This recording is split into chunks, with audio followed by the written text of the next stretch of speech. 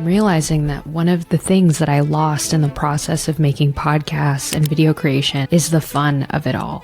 So that was me last week, and now this is me this week. I spent Labor Day weekend recording a video about how much I was struggling with negative self-talk, and it felt inauthentic even then because I felt like I was coming off as someone giving like a teaching lesson. But I think that in the process of making podcasts, one of the things I'm learning is that you're different in person and then you're different on camera. But watching myself in previous videos, most of which I probably will never let you see because those are versions of me that will probably stay just for me.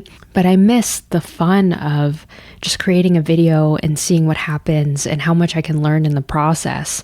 You know, when something is new, you're more open and absorbent of what it takes to get good at the process. And frankly, I think I've gotten lazy about coming up with new ideas. Comparing myself is something that I've been doing.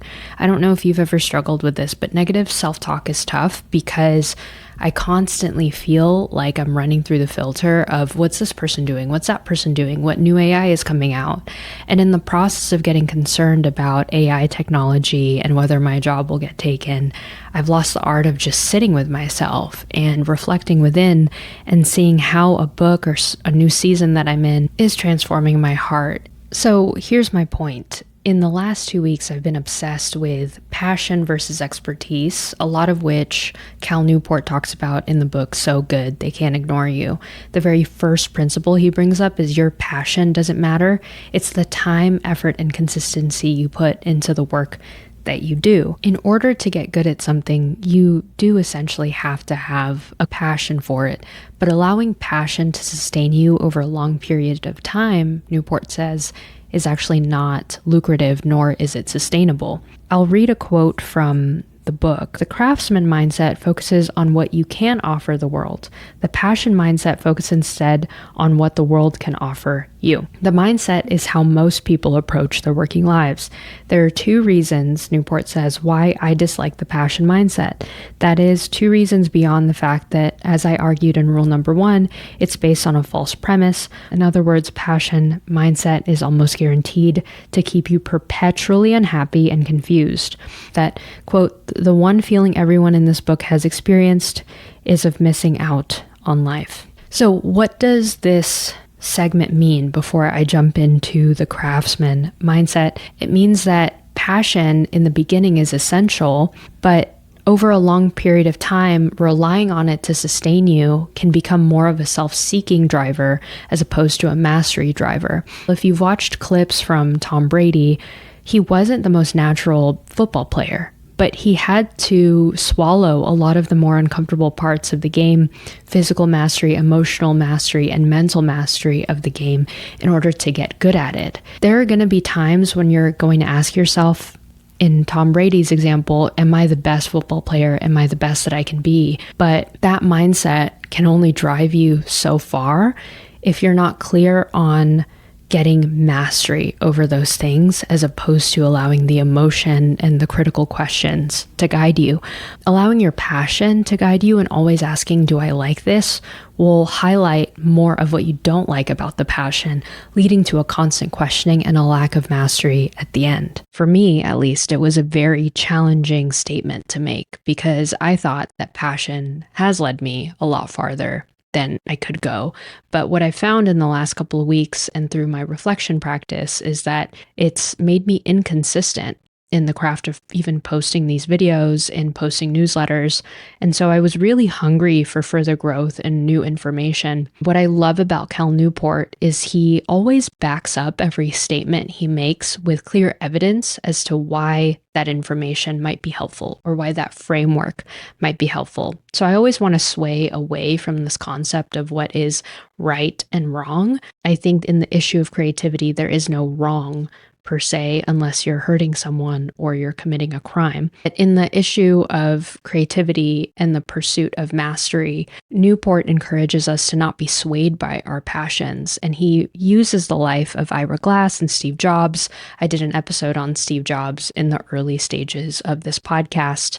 But in the context of this episode, I want to read a quote by Cal Newport. The radio host Ira Glass was given the opportunity to create his genre-defining radio show, This American Life, only after he had proved himself as one of public radio's best editors and hosts. Glass started as an intern and then moved on to become tape cutter for All Things Considered. So what Newport is saying here is that Ira Glass didn't just get a slot in This American Life to start his own show. He worked his way up and he earned what Cal Newport calls career capital to get to a place where he could have say. There are many young people who start down the same path as Glass, landing an internship at a local NPR station and then moving up to a low-level production position. But Glass began to break away from the pack when he turned his focus on making his skills more rare and more valuable. The crispness of his segment editing eventually gained him the opportunity to host a few of his own segments on air. And even though Glass has a voice that mocks everything sacred about what a radio personality should sound like, he began to win awards for his segments. So if you know anything about radio broadcasting history, men historically had the voice of God voice, where they were really deep like this. I do a horrible impersonation. I apologize for those of you who are listening to this.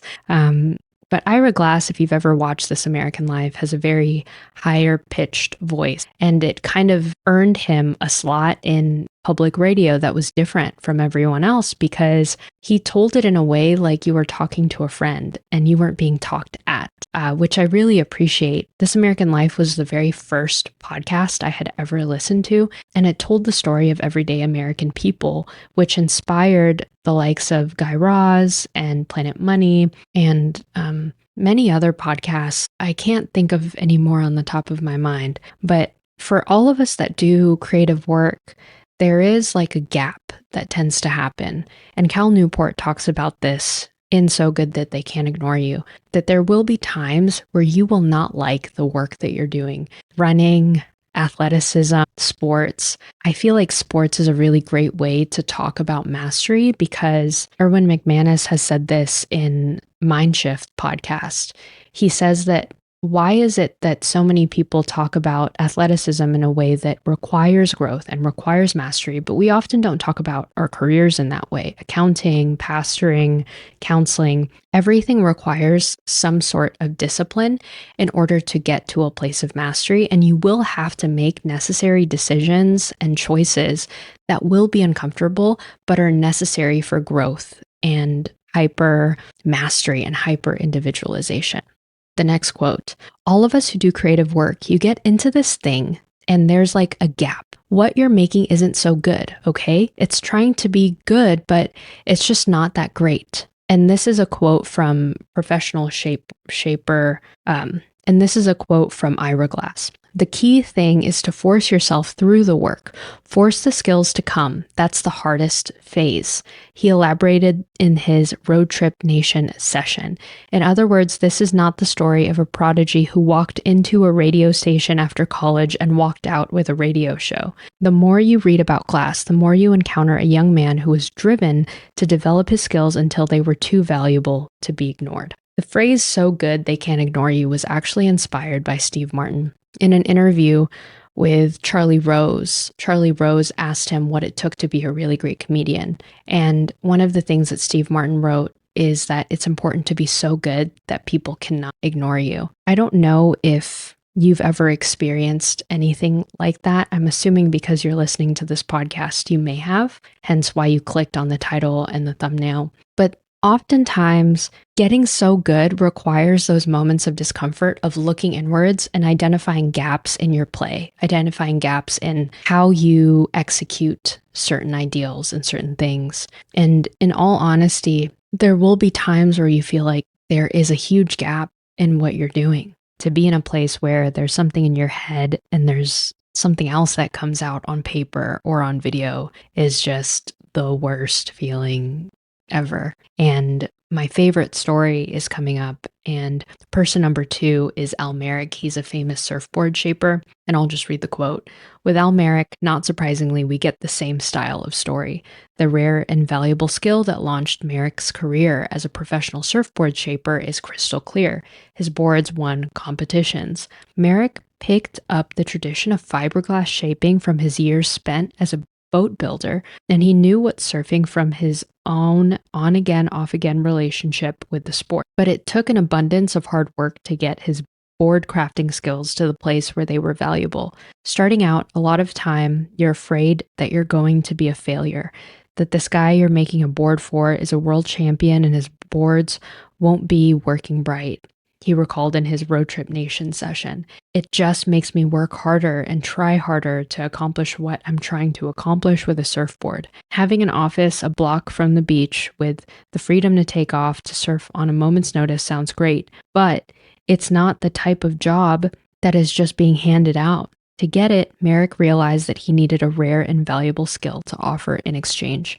Once he had surf pros like Kelly Slater riding his boards and winning, he became free to dictate the terms of his work and life. So, what does this mean for us? It means that relentless focus and mastery will take time, but we have to see the drudge and the gap as part of the process, that eventually we will get through that. We just have to stay patient and stay consistent in what we do.